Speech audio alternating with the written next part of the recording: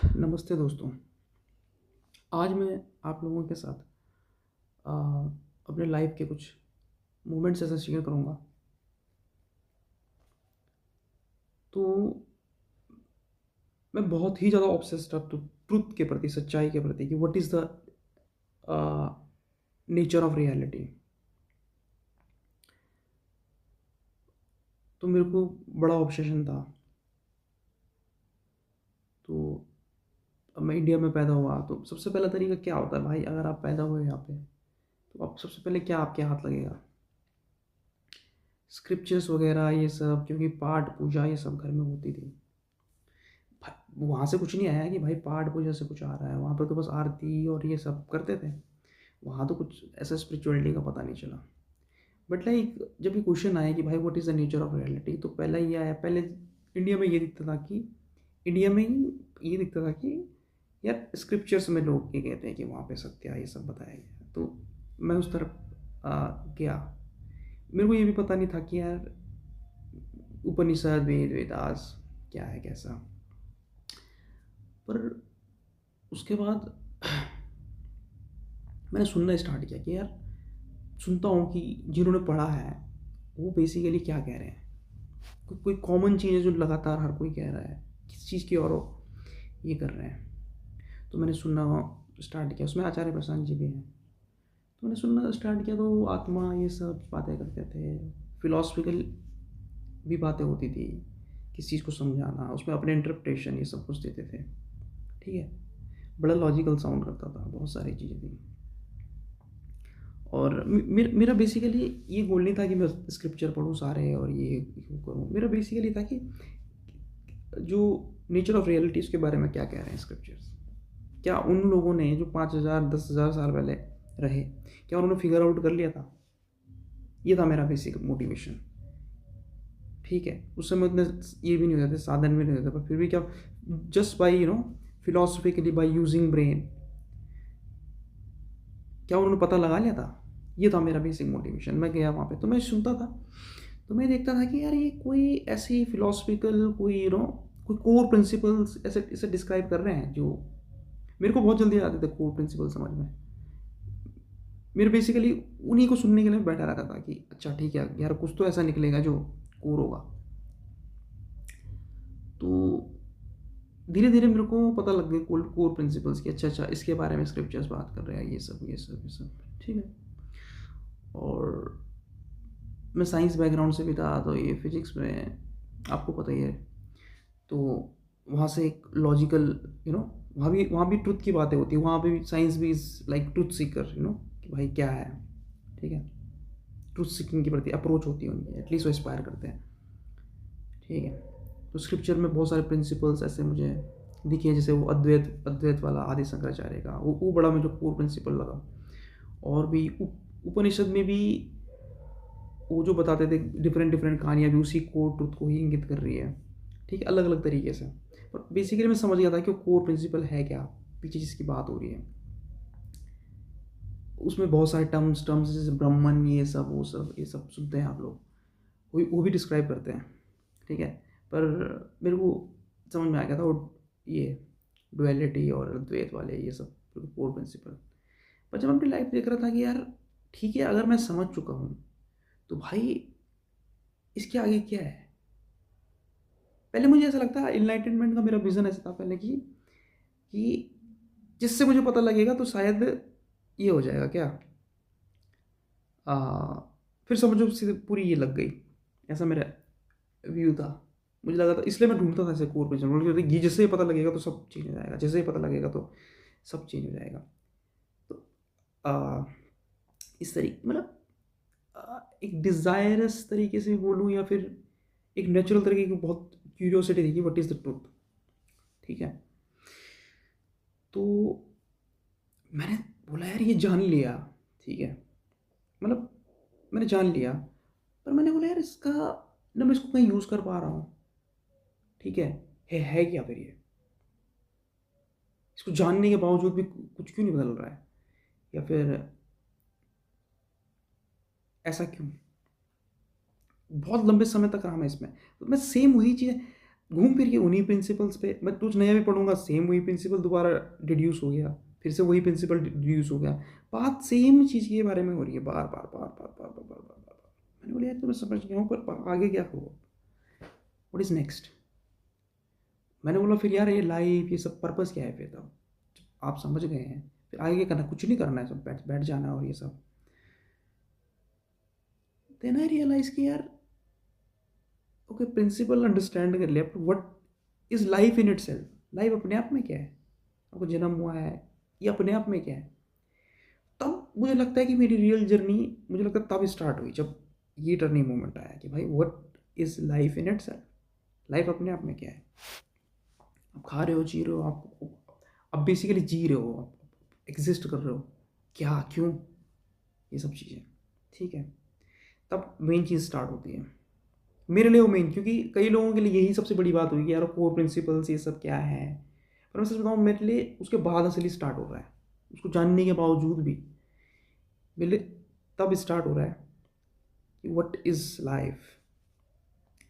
फिर एक और चीज़ है, इंडियन स्क्रिप्चर जो पढ़ते हैं उनका बड़ा एक ये होता है कि एक बायस होता है कि अरे ये जो वेस्टर्न वाले हैं वो तो कुछ नहीं जानते हैं। मेरा भी था ये बायस, इवन ये बायस मेरा लगभग लगभग 1 डेढ़ साल रहा। मैं भी जैसे मेरे सामने कोई आता था, इतना स्ट्रॉन्ग बायस था कि कोई आ गया अगर मेरे सामने और उसने बोल दिया कि वेस्ट वाला, तो मेरा सिर्फ एक फिक्स था कि अबे तुम्हें क्या पता, हमारे तो वेद वेदांत में ये सब पहले लिख दिया है, तुम तो बहुत कुछ नहीं हो तुम।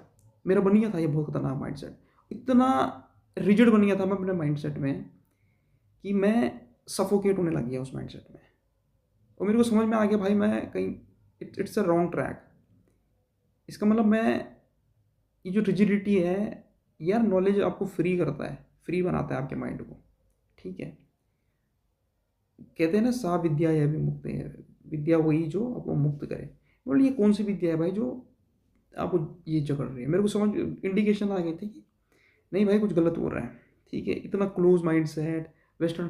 फिर मैंने क्या किया कि मैंने वेस्ट वाले भी स्टार्ट कर दिए पढ़ना वगैरह, ठीक है।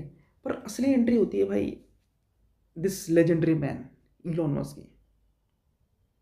Literally this person has literally change my thinking after that to actually see the life, कैसे दुनिया को देखना है भाई, वो एक्चुअल कैसे लाइफ की अप्रोच होनी चाहिए। दिस इज द पर्सन भाई।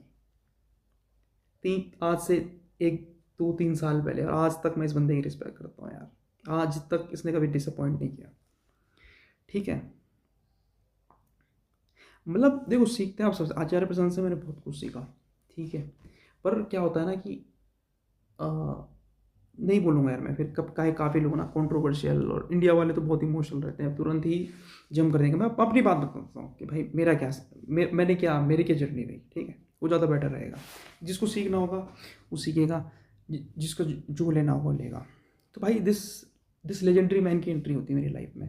पहले मैं इसको हिट करता था टू बी ऑनेस्ट, लाइक जब मेरे पास इन्फॉर्मेशन नहीं थी ना, तो ये है और ये है हुआ है, बड़े मेरे नेगेटिव व्यूज़ थे। और जज करता था इसको बहुत ऐसे चीज़ों की, इसकी इतनी ये है, इतने इतने बच्चे कर रखे हैं, ये तो ये करता है, जो सुना हुआ मैंने कहीं मीडिया में। और मीडिया आपको पता है कैसी होती है, कोई भी थर्ड पर्सन कैसे बताता है किसी भी चीज़ को अपनी राय के साथ, मैं वही मानता था। बिल्कुल ही क्लोज माइंड था, मैं सच बता रहा हूँ। जिस परिवेश में पैदा हुए और जिन लोगों को सुन रहे थे उन्होंने माइंड को इतना क्लोज बना दिया था, बहुत क्लोज कर दिया था।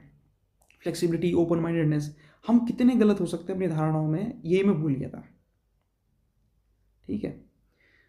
तो दिस पर्सन भाई, इस बंदे ने मेरी मेरे को बताया कि मेरी आंखें खोल दी बेसिकली। उसके बाद तो अब मैं बताऊंगा कि क्या कह रहा। तो मतलब पहले हेट से स्टार्ट हुई कि ये भी हेट की कैटेगरी में था मेरे, हेट भी नहीं बोलूँगा, पर ऐसे स्ट्रिक्ट माइंडसेट था ना, तो उसकी कैटेगरी में था कि नहीं यार ये क्या है, ये भी ऐसा ही है। पर यार अब यूट्यूब है आज की डेट में, आपको पता है इंटरनेट भी, तो यार सफरिंग करते यूट्यूब पे सफरिंग करते करते मुझे इसी कुछ वीडियोस दिखी। अब भाई अब कोई भी ग्रेट बंदा अगर बात करेगा तो 5 मिनट में भी, आप 5 मिनट में ही फिगर आउट कर लोगे आप, अगर उसने 2 3 ऐसी बातें बोल दी जो सिर्फ वो कोई ग्रेट इंसान ही बोल सकता है।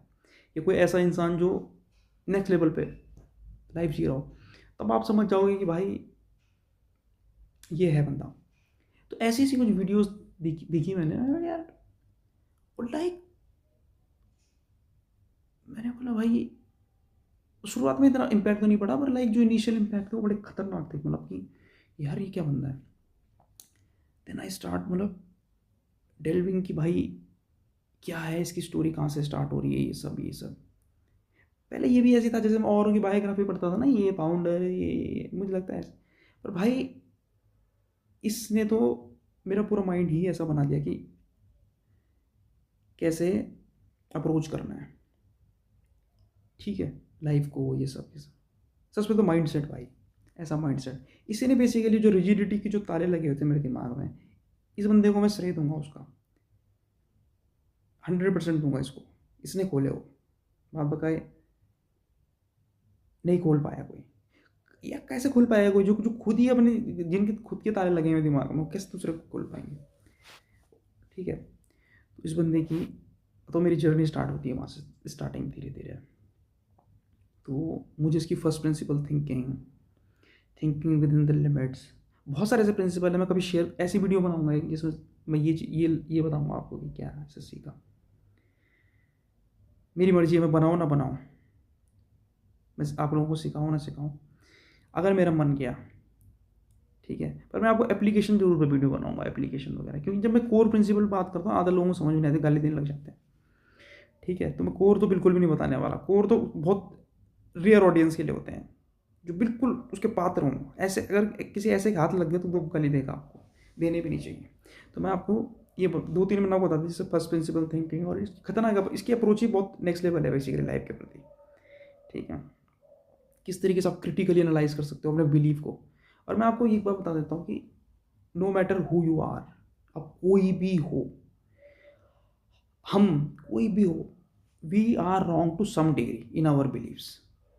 जो चीज़ हम मानते हैं कहीं ना कहीं उनमें कुछ ना कुछ परसेंटेज गलत होते हैं, कुछ ज़्यादा गलत होते हैं, कुछ कम गलत होते हैं। हमारा गोल ये होना चाहिए कि कैसे हम अपने बिलीव्स को क्रिटिकली सोचें उनके बारे में, और उसको इंक्रीमेंट लेवल पे करेक्ट करते रहें उस बिलीफ सिस्टम को, ठीक है। तो एटलीस्ट एस्पायर करो, 100% नहीं कर पाओगे, पर एटलीस्ट ये इस इलॉन मस्क ने बताई एक लेस रॉन्ग फिलॉसफी है कि भाई your goal should be less wrong every time. First you have to assume that no matter who you are always wrong to some degree in your beliefs. Then critically analyze your beliefs and then update it. इसी तरीके से आप open mind बन सकते हो। नहीं तो आज ज़्यादा लोग ऐसे घूम रहे, जैसे एनपीसी नहीं होते हैं, एनपीसी का मतलब आप सर्च करना, एनपीसी होता है कि non playable character. Video game में वो कैरेक्टर होते हैं ना जो साइड में जिनको मार देते हैं, और ये जिनका कोई एग्जिस्टेंस नहीं होता उस गेम के बाहर, लगभग लोग वैसे ही। जब आप अपने बिलीफ सिस्टम को अपडेट नहीं करते हो, बेसिकली आप एक एनपीसी ही होते हो। एक एनपीसी की तरह आप एक जीवन इस धरती में विचरण कर रहे हो जहाँ वो कुछ भी पता नहीं है, सेम बिलीफ में जी रहे हो ना। आपकी कौन सा अपडेट किया आपने? हमारे बिलीफ तो इस लेवल पे अपडेट होने चाहिए कि हर बार अपडेट होनी चाहिए। कितने कितने लोग हैं जो अपडेट करते हैं? बहुत कम लोग होते हैं जो पहले से अपने आप को इतना क्रिटिकल ट्रू फीडबैक दे पाओगे। कोई देता है? नहीं देता है, कोई नहीं देता है ट्रू फीडबैक, ठीक है। ट्रू फीडबैक देके आपको अपडेट करना पड़ेगा अपने बिलीफ सिस्टम, तभी जाके कहीं ना कहीं आपका दिमाग खुलेगा कि हाँ यार मैं इतना गलत हो सकता हूँ। जब आप कंटिन्यूस जर्नी में तब आपको चलेगा यार मैं इतना गलत हो सकता हूँ, इतना ज़्यादा गलत हो सकता हूँ, मैं इतना गलत सोच रहा था। तब आपको पता चलेगा। वही जर्नी होती है बेसिकली ओपन माइंडेडनेस की। जो लोग बोलते हैं ना ओपन माइंडेडनेस, ये बहुत बातें करते हैं ओपन माइंडेडनेस की, क्या वो सच में ओपन माइंडेड? कभी आपने कितने वो अपने बिलीव्स को चैलेंज करते हैं डे टू डे बेसिस पे? कैसे उनके असेसमेंट होते हैं? कौन कौन सी ह्यूरिस्टिक को यूज़ करते हैं? कैसे उन्होंने अपने आसपास फीडबैक सिस्टम बना दिया है जिससे उनको मुंह पे आके बोले भाई कि आप ये चीज़ गलत कर रहे हो? क्या उन्होंने बनाया है कभी? कौन सुनना चाहता है अपने बारे में? बहुत कम लोग ऐसे होते हैं जिनको सिर्फ ट्रुथ से प्यार होता है। उसके लिए वो कोई भी फीडबैक मैकेनिज्म बना सकते हैं और अपने आप को इस तरीके का फीडबैक देते हैं जिससे वो कॉन्टीन्यूसली अपडेट करते हैं। तो चलो ये रही बात उसकी। तो ये बंदा मेरे को डिस्कवर हुआ, और फिर उसके बाद बेसिकली मतलब मेरा माइंड पहले से ही था वैसा, ट्रूथ सीकिंग वाला। पर पता है उस पर ताला ऐसे लगा था कि इन्वायरमेंट ही ऐसा हो गया था, बहुत रिजिड हो चुका था। मेरे को 4 चीज़ें पता थी, 4 चीज़ें मैं ये करता था, वेद के प्रिंसिपल, ये सब वो सब मुझे लग गया था कि मुझे सब कुछ बताया। मतलब उस वाले ईगो में था मैं कि मुझे तो पता लग गया कि, पर जब मैंने दूसरी साइड देखी तब मेरा ईगो बहुत खतरनाक लेवल पर टूटा। तब मुझे पता लगा कि भाई सोचने का क्या तरीका है लाइफ में, ठीक है, किस तरीके से आप लाइफ को अप्रोच कर सकते हो। यार ये वीडियो मुझे ऐसा भी लगता है कि बहुत सारे लोगों के लिए नहीं है ये। बहुत सारे लोग जो इसको सुनेंगे वो बोलेंगे यार क्या ट्रुथ लगा हुआ है, ट्रुथ सीकिंग, ट्रुथ से क्या है भाई, 10 बार ट्रुथ बोल दिया ऐसे, 10 बार फीडबैक बोल रहा है, 10 बार भाई। पर यही है भाई, यही बहुत बड़ा पेन है भाई ट्रुथ सीकिंग का। फीडबैक इस लेवल पे देना पड़ता है खुद को कि एक समय बाद आपको ऐसा लगेगा कि यार मैं ये क्या कर रहा हूँ अपने साथ। क्योंकि आपका सीधे सीधे जो डिवोशन होता है ट्रुथ के प्रति होता है, आप कहीं नहीं झुकते हो। अगर गलत हो तो गलत हो, तो इसके लिए क्या चाहिए, कॉन्स्टेंट अपडेट चाहिए होता है और कॉन्स्टेंट फीडबैक चाहिए होता है। पेनफुल लगता है शुरुआत में तो, पर अगर जिसको भी, मतलब मैं ऐसे नहीं बोला सबको रिकमेंड है ये, मैं चाहता भी नहीं सब लोग इस वीडियो को देखें, जितने भी देखें जो जो ट्रुथ जो वाली बात पे है यार। बेसिकली मैं ऐसा नहीं बोलता ट्रुथ सीकिंग पर, मतलब जो इस बात पे है कि ट्रुथ वाले तो बहुत कम होते हैं यार, बट ऐसा भी नहीं कहूँगा मैं कि ट्रुथ सीकिंग के बात में, पर बेसिकली चीज़ों को सही तरीके से करने और सीखने के जो बात पे हैं, वो अगर देखें मेरी वीडियो उनके लिए ज़्यादा बेटर है। और अगर कोई देख रहा है तो आप लोग मत ही देखें, क्योंकि आप लोगों को ना बेकार ही लगेगी वीडियो। तो भाई ऐसी बात होती है। तब इस बंदे की वजह से मैंने फिर इलॉन मस्क, मैंने फर्स्ट टाइम क्या कंप्यूटर स्टार्ट कर दिया पढ़ने, क्योंकि मेरे को 2-3 प्रिंसिपल से बता दिया कि how to approach, how you can learn something in just in a week. ठीक है, पहले तो मैं ऐसा एक्सपेरिमेंट करता भी नहीं था अपने साथ, तो मैं अपने को चैलेंज करने लग गया नई नई चीज़ें पढ़ने के लिए। कैसे मैं कैसे कैसे कैसे प्रिंसिपल को कोड तक डिड्यूस करके आप बहुत कम समय पे अब बेसिकली बहुत सारी चीज़ें सीख सकते हो। ठीक है, तो मैंने कंप्यूटर स्टार्ट, उस टाइम मेरे पास नहीं थे इतने प्रिंसिपल्स, मतलब मेरे को नहीं, तो मैंने वही हेक्टिक हिट एंड ट्रायल वाली, पढ़ रहा हूँ गलत हो रहा हूँ, ये सब मैंने बहुत किया। ठीक है, समझा ये सब। और फिर मैं कंप्यूटर्स और फिर मैं एआई वगैरह ये सब आ, करने लगा। ठीक है, फिर एआई वगैरह करने लगा। उसके बाद एआई का भी एक और मोटिवेशन रहा कि भाई मुझे ना न्यूरो साइंस भी पढ़नी पड़ेगी, क्योंकि मुझे लगा कि यार एआई का बेसिकली जन्म हो रहा है, क्योंकि how AI is training is you know it is taking inspiration from how a human mind work. किस तरीके से एक ह्यूमन ब्रेन वर्क करता है, कैसे न्यूरॉन्स आपस में क्या कर रहे हैं, सिग्नल इन्फॉर्मेशन ट्रांसफ़र कर रहे हैं। ठीक है, तो बेसिकली तो मैंने क्या किया, न्यूरो साइंस भी स्टार्ट कर दी। अब उसमें भी मुझे मतलब नहीं आती थी उस टाइम, मेरे पास टेक्निक नहीं थी, वो सब हेक्टिक लगता था, क्योंकि अब तक आप कैसे पढ़ रहे थे कोई चीज़ हेक्टिक तरीके से, तो मेरे को नहीं पता था कि किस तरीके से पढ़ते हैं क्या है। तो मैंने वही हेक्टिक तरीके देख रहा हूँ कि एक वो डाउनलोड किया था, वो ब्रेन का, उसको घुमाता था, बार बार देखता था सारे पार्ट्स, ये सब क्या सेंस बनाने की कोशिश करता है कि अगर ये पार्ट इस काम आता है तो दूसरा पार्ट कौन सा काम होगा, अगर इस पार्ट का ये काम है, इस पार्ट का अगर स्पीच है, इस पार्ट का लैंग्वेज है, इस पार्ट का अगर जैसे विजुअल कॉर्टेक्स होता है पीछे देखने का काम करता है, प्रीफ्रंटल होता है जिसका सारा एग्जीक्यूशन और प्लानिंग, जो भी सोचने वाली जो पार्ट होता है वो ये वाला। तो मेरे को एक अलग ही तरीके से दुनिया पता चली कि अच्छा, जैसे ब्रेन के उसके देखो पार्ट्स देखो, अच्छा कौन सा पार्ट कौन सा एग्जीक्यूशन कर रहा है, थॉट्स, ये सब चीज़ें, एआई वगैरह। मेरे को थॉट बेसिकली, थॉट वगैरह क्या होता है बेसिकली, एआई में घुसने का इंस्पिरेशन बेसिकली वही था। ठीक है, कंप्यूटर के बाद वो अपने आप ही उसमें आगे आगे बढ़ गया मैं। तो उसके बाद फिर न्यूरो साइंस में मेरे को लगा कि न्यूरो साइंस भी स्टार्ट करनी पड़ेगी, क्योंकि इंस्पिरेशन तो ह्यूमन ब्रेन से ही आ रहा है, ये आएगा। ठीक है, तो ये सब चीज़ें मैंने पढ़ी। उसके बाद मैं बहुत सारी चीज़ें ट्राई करने लग गया, सब मतलब मैक्स टू मैक्स में मल्टीपल सब्जेक्ट पढ़ने लग गया। फ्रॉम फिलासफी में मैं जैसे ऑन्टोलॉजी, एपिस्टेमोलॉजी आपके पढ़ें, ऑन्टोलॉजी में बहुत बहुत ऑन्टोलॉजी का मैं एक चीज़ बताता हूँ आपको। यार मैं बहुत सारे मल्टीपल टॉपिक पे जंप कर रहा हूँ, मुझे लगता है ये वीडियो बड़ी हैपेजार्ड बन गई है, बहुत गड़बड़ वीडियो बन गई है, बहुत सारे लोग गाली देंगे मुझे, पर यही ऑब्सेशन है भाई मेरा। तो ऑन्टोलॉजी में क्या हो गया था कि ऑन्टोलॉजी बेसिकली मैं डिस्कवर कर चुका था खुद बाई माई सेल्फ, जब मैं बहुत सारी चीज़ें एक्सपेरिमेंट कर रहा था, जैसे कैटेगरी वाइज की कैटेगरी होती है कि भाई इस दुनिया में कोई भी चीज़ लगभग लगभग किसी न किसी कैटेगरी में फॉल करती है, बस हमें पता नहीं होता कौन सी कैटेगरी में है, बस कैटेगरी फाइंड करना बहुत डिफिकल्ट है, पर इतना पक्का है कि कोई ना कोई किसी न किसी कैटेगरी में ही फॉल करता है। ठीक है, एक मेंटल कॉन्सेप्ट है। मेरे को नाम पता नहीं था इसका, तो मैंने देखा कि यार फिलोसफी में जब ऑन्टोलॉजी बेसिकली उसी, तो मैंने बोला अच्छा ये 2000 साल पहले लोगों ने भाई ये सोच रखा है।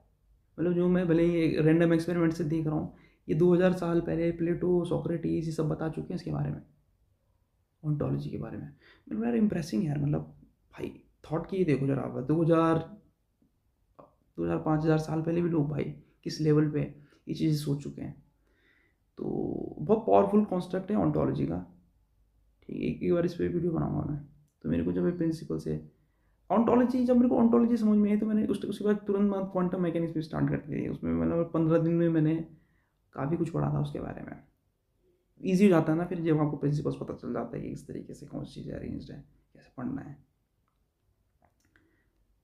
Not the mathematics part but like category wise आप कैसे कॉन्सेप्ट को अरेंज करोगे। और एक बार बेसिकली हमारा ब्रेन ना कैटेगराइज ही करता रहता है चीज़ों को लगातार।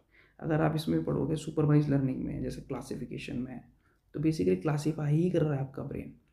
ठीक है, अभी अभी अभी तो इन्फॉर्मेशन नहीं है ना उतनी। मैं एक बार पढ़ने वाला था कि यार ब्रेन में क्या अलग अलग स्ट्रक्चर होता है, जैसे क्लासीफाइंग के लिए किस तरीके से करता है, क्लासीफाई कैसे करता है, ये इधर है, ये इधर है, ये उधर है, ये उधर है, ये इसका पार्ट है, कैसे करता है ब्रेन के अलग अलग मेमोरी सेगमेंट्स होते हैं, कैसे होते हैं।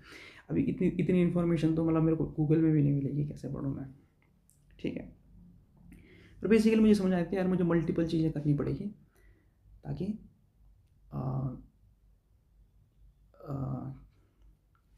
मल्टीपल चीज़ें मुझे करनी पड़ेगी कॉमन अंडरस्टैंडिंग के लिए। ठीक है, तो मैंने किया किया किया। ठीक है, तो इसमें और भी बहुत सारी चीज़ें, मैंने बायोलॉजी वगैरह, मैंने एक बार बायोलॉजी वाला स्टार्ट किया कि यार ये कैसे कैटेगराइज ली, ये होते हैं जैसे सेल का प्रोटीन, प्रोटीन से फिर टिश्यू बनेगा, टिश्यू से फिर ऑर्गन बनेगा, इस तरीके से ये होते हैं। ठीक है, हर सेल्स के अपने अपने प्रोटीन्स हैं, ऐसे कैटेगराइज करने लग गया मैं, क्योंकि एक अपने आप में बहुत बड़ी थ्योरी है ओंटोलॉजी वाली।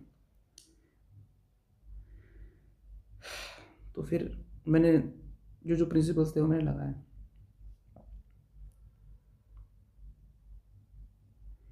फिर मेरा